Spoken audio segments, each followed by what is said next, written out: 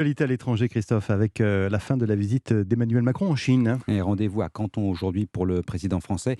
Il s'entretiendra une dernière fois avec Xi Jinping, le numéro 1 chinois, avant de rentrer à Paris. Hier, les deux dirigeants ont abordé la guerre en Ukraine. Seule avancée notable, un appel commun à des pourparlers de paix. Proposition écartée par Moscou. La situation avec l'Ukraine est trop complexe pour espérer un règlement politique, dit le Kremlin, qui exclut par ailleurs la possibilité d'une médiation chinoise. La Chine, c'est aussi le dossier des vendredis thématiques de la rédaction d'Europe 1. Aujourd'hui, on parle souvent de nouvel impérialisme chinois. Comment le définir? Quels sont ses modes d'action? En tout cas, il y a une certitude, c'est que les Chinois changent de stratégie vis-à-vis de la France. Et oui, ce nouvel impérialisme se joue d'abord sur le terrain économique. Ces 20 dernières années, la Chine avait listé une série de secteurs où elle était bien décidée à investir. Industrie, tourisme, aéroport et même le sport. La crise sanitaire a changé la donne, Baptiste Morin.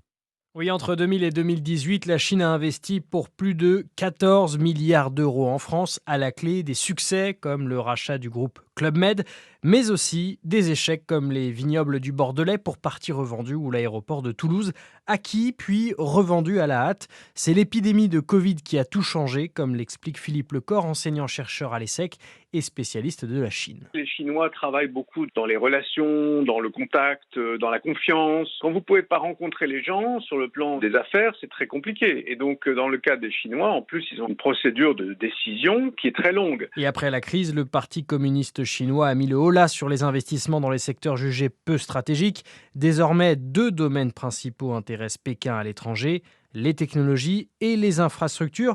En octobre dernier, la Chine a par exemple investi dans le port d'Hambourg.